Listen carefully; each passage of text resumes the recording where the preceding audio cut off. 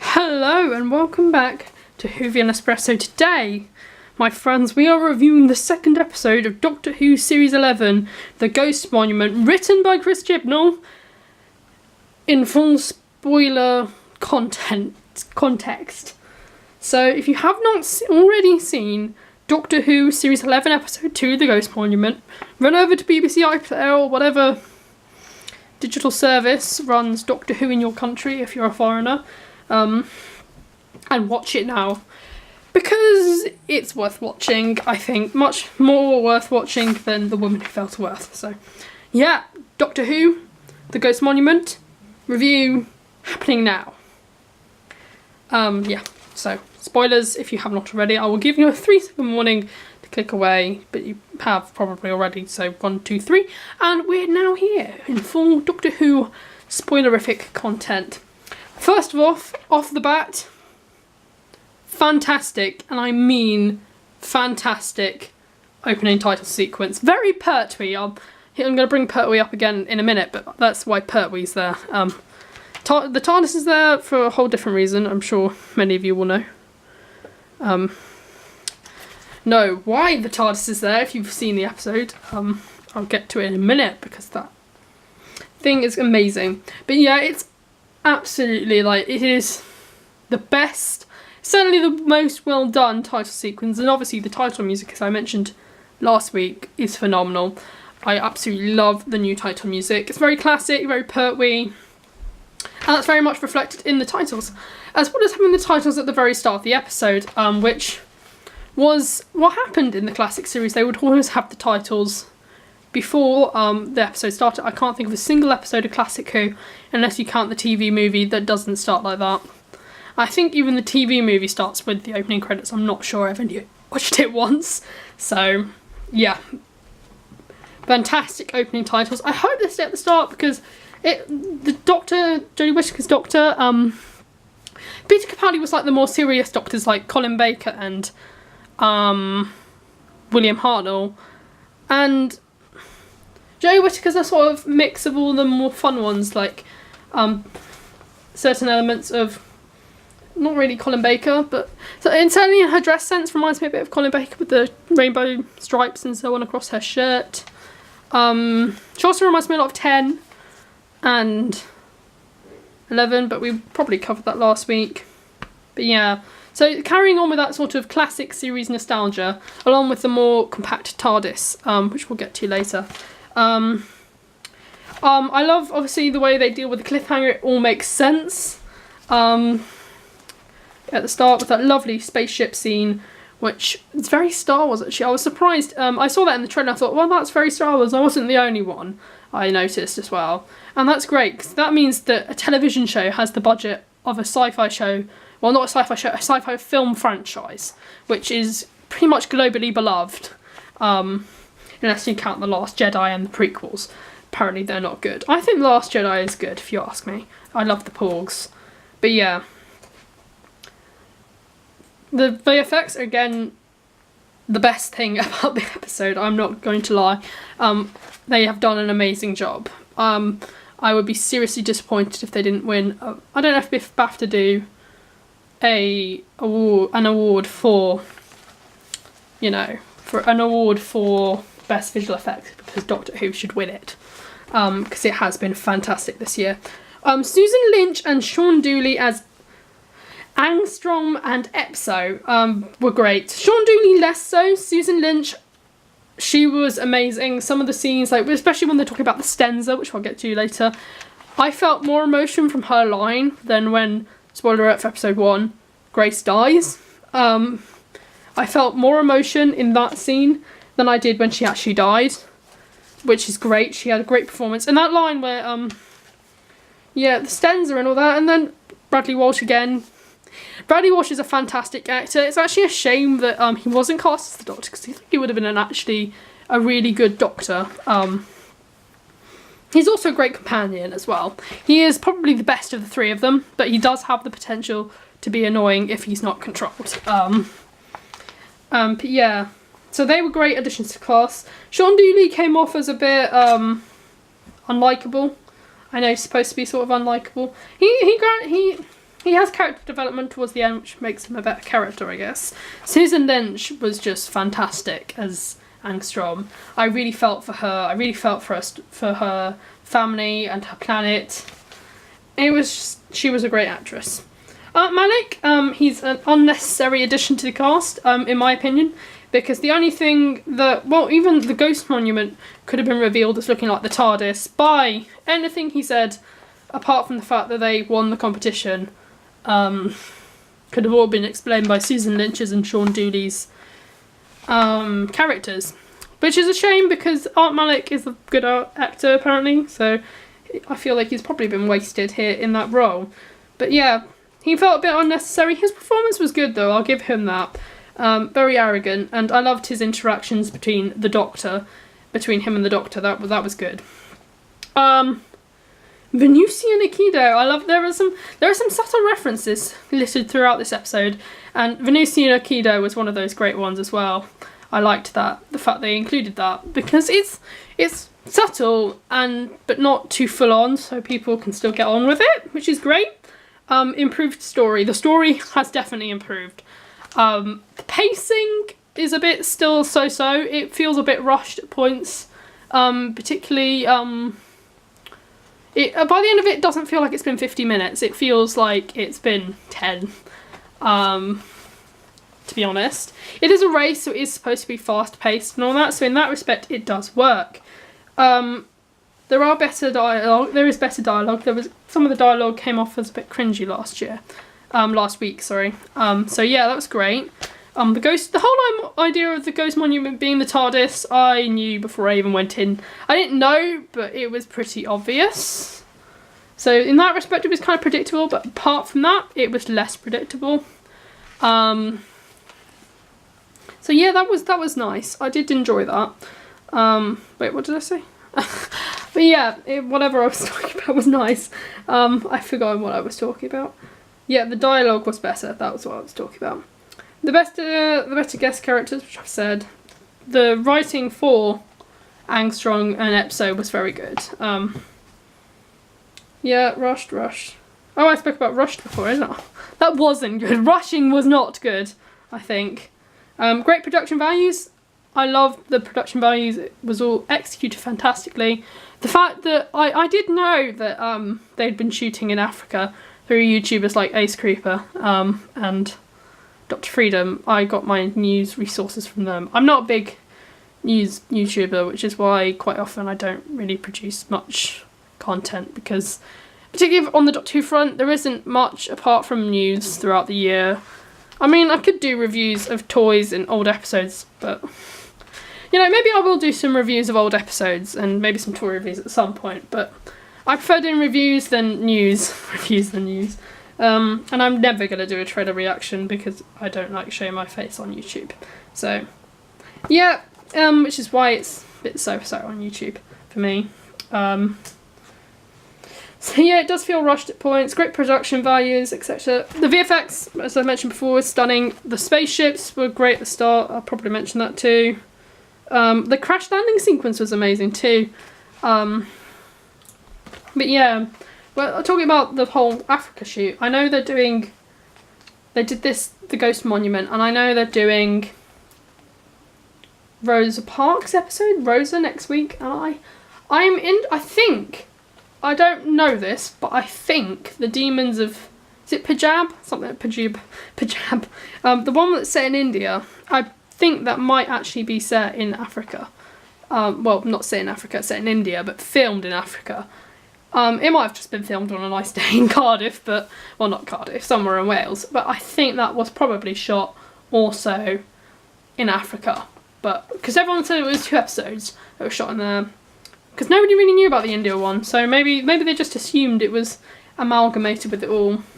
So yeah, I guess that's that with that story, the Demons of Punjab. I don't really know much about that story, apart from the fact that Yasmin actually going to get to do something. There's a line about Yasmin that the Doctor says, it says, "I forgot you were there, Yasmin. I forgot you were there, Yasmin." Well, that's what I thought throughout episode 1. Please don't make that the case for episode 2. And it was. I'm sorry. I'm going to declare it now. Yasmin is the newness.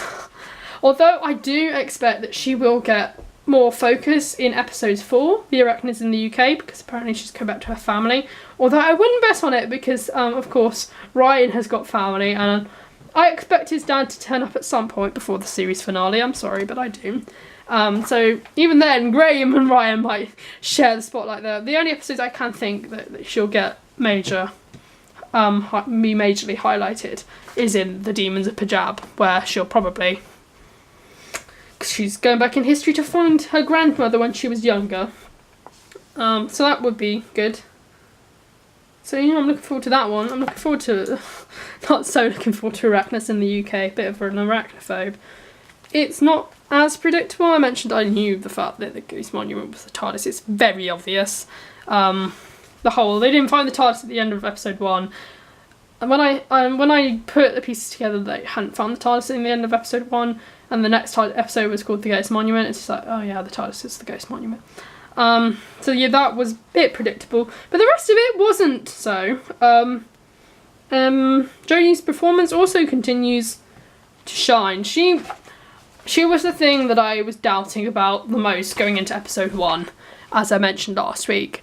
I did not think she was the right fit for the role. I did not think she was going to work. She continues to prove me wrong, and as fantastic as she is. She was definitely the thing I was most unsure about. But it's great that she is a great character. I'm very happy that she is a great Doctor. I just wish, she wasn't cast in the political time that she was, really. She would have worked much better as a 5th Doctor, I think. That might have been fun. Yep. Continues to shine, blah, blah, blah. Yeah.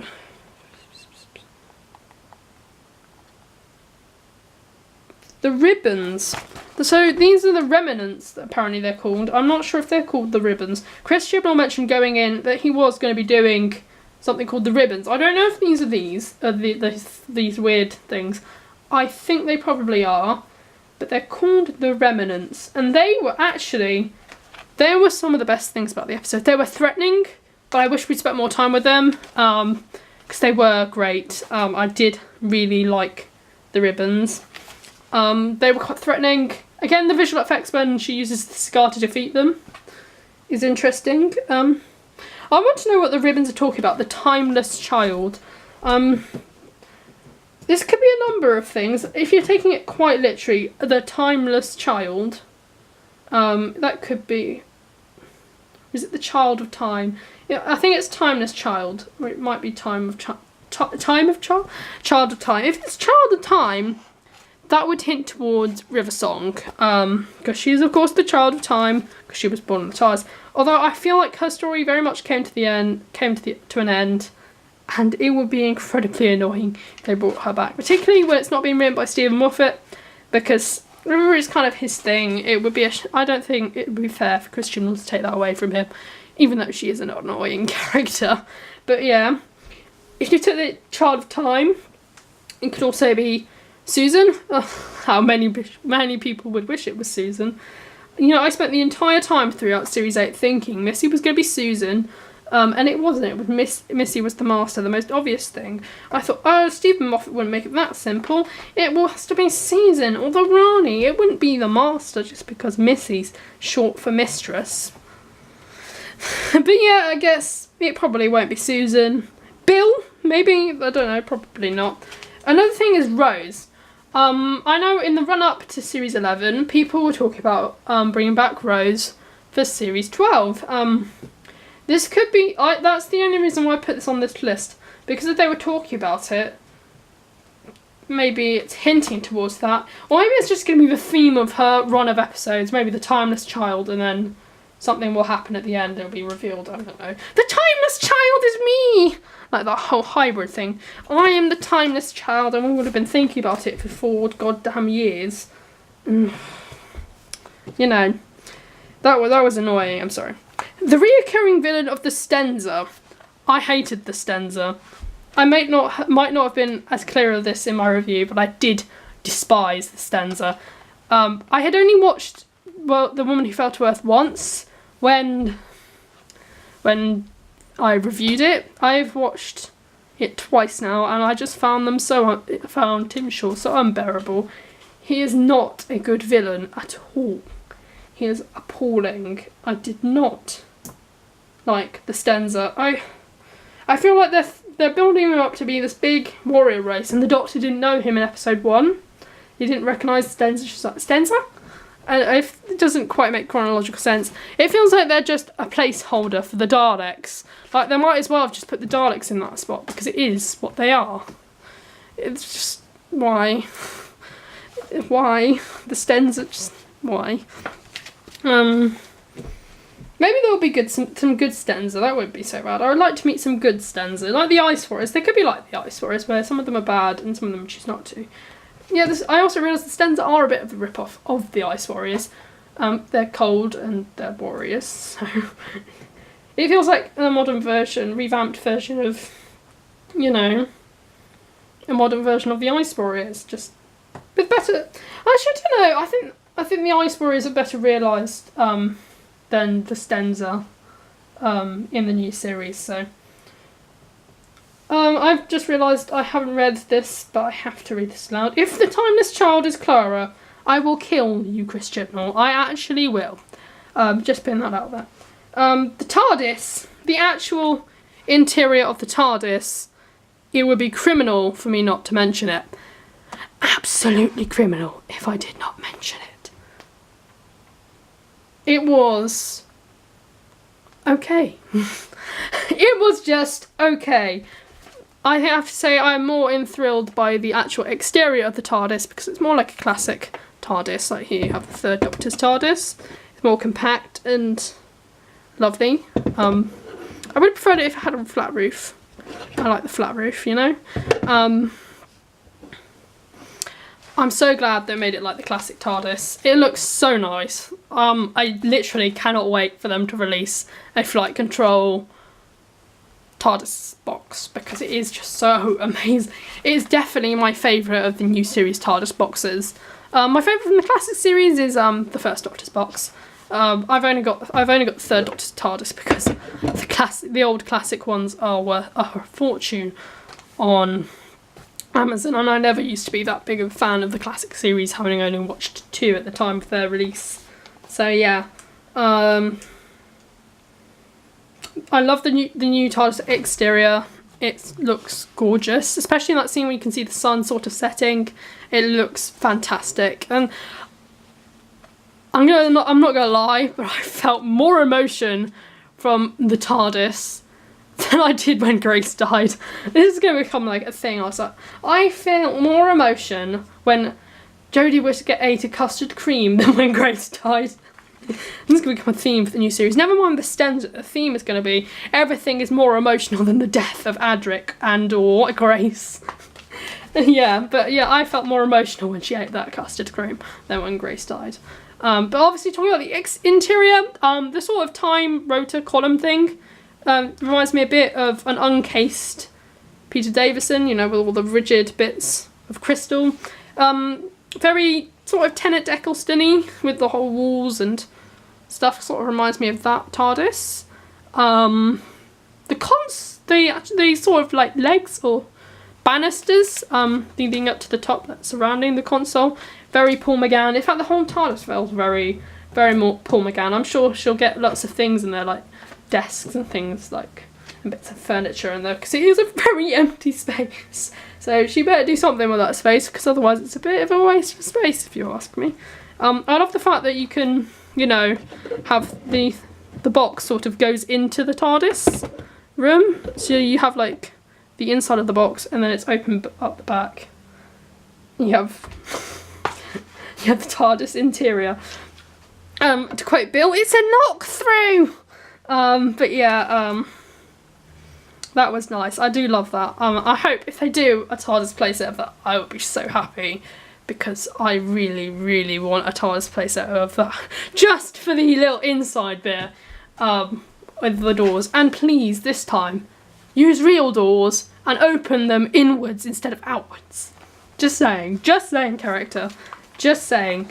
But that probably won't even happen till Christmas next year because, I mean, we're not even getting a 13th Doctor figure until next year, so I think it'll be out, if they do a TARDIS playset, it'll be Christmas next year, because if they were going to do a TARDIS playset at all, it would not be at a time where people are unlikely to buy it.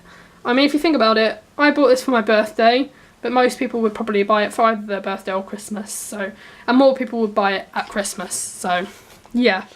But the new TARDIS is about 50-50, I liked it. The smile on my face when the custard cream and the sort of, I'm guessing it, many people are saying it's a chameleon circuit sort of visualizer, I guess. I liked that was nice. And the custard cream, of course. A nice, I can't remember what it's called now, but the sort of timer, the sand time thing, that's nice. But yeah, that was nice. Overall, it was much better than last week's episode, if you ask me. I do not agree with the iNews. It is not run-of-the-mill and forgettable. Out of the 2 episodes we've got, though, it is, in my opinion, it is the better of 2 evils, because they're both sort of average. The Ghost Monument has a slight edge on it for having a better story and better visual effects as well. I'll give it that. But yeah, Susie Lynch, fantastic, great as Angstrom. If Chris Chibnall was lying about story arcs, could there be a returning character? Which is, of course, where the whole timeless child thing comes in. Maybe it's talking about the Doctor's daughter. Maybe Georgia Tennant is coming back. I don't know. Maybe we'll have to skim through all of Chris Chibnall's work. Maybe it's Brian Williams. Chris Chibnall is bringing back the timeless child. Brian Williams. It's gonna be Brian Williams, I swear to you guys, it's gonna be Brian Williams. Yeah, Yasmin really needs to get something to do, otherwise she is just going to feel pointless and will be forever known as the Nyssa of the new series of Doctor Who. So, overall, what is my rating out of 10 for Doctor Who, The Ghost Monument? It's an average episode, but I will give it the edge on The Woman Who Fell to Earth and move it up half a point, because I believe I gave The Woman Who Fell to Earth 6.5, because that's what I've got on my sheet here. But I will give it the edge of half a mark and give The Ghost Monument a 7 out of 10. So yeah, that's it for today. Well, for this week. You will be seeing me again, hopefully. Tune in next week for my review of Rosa, the 3rd episode of the new series. I'm sorry, but Rosa as a title is a bit redundant. Could you not have just said Rosa Parks or Operation Rosa Parks? Like, that would have made a much better title. I mean, she says it in the trailer, Operation Rosa Parks. It's a much better title. And as for Arachnids in the UK, is another lame title. Demons of Punjab is Punjab is actually quite a good title. I'll give it that. And whatever the other one is, I cannot remember. There's another episode title that was revealed. But yeah, love the TARDIS box design. Love so-so TARDIS interior. Story was an improvement. Oh, I have to say, the ghost, the sort of remnants scene was quite good. I love the bit about guns and Call of Duty. I've never played Call of Duty, but it is kind of funny. I did like the fact that he ran out and then just ran back in. That made me laugh a bit as well as the joke about the spaceship being an Antiques Roadshow. That was fun. But yeah, next week, Rosa. I don't think, and then after that, it'll be Arachnids in the UK. Look out for that. I believe Rosa is on at 6:55, so you can tune into it then on BBC One or whatever time it is in America. I believe it's 8 p.m. Central Time. So yeah, thank you for watching. Please like, comment and subscribe down below, and we'll see you next week, hopefully.